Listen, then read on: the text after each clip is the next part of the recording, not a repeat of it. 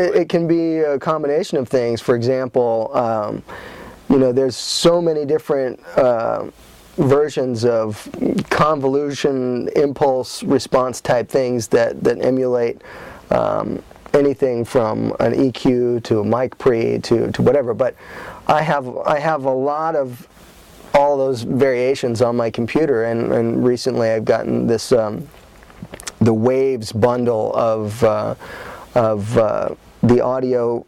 I mean it's API, Neve, and SSL EQs, compressors, and all that stuff, and that really interested in me because I think the products they make are really, really good, and I wanted to, as I was saying with that project, go ahead and take the elements and treat them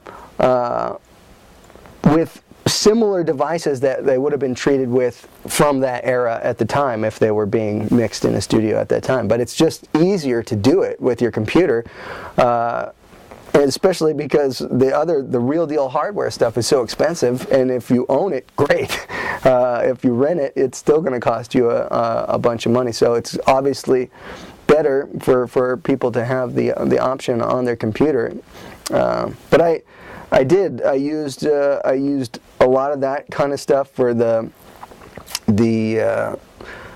I guess what you would call the fundamental sounds of the era, and then with certain other kinds of plugins, you can take a snapshot of EQ from something and apply it to something else.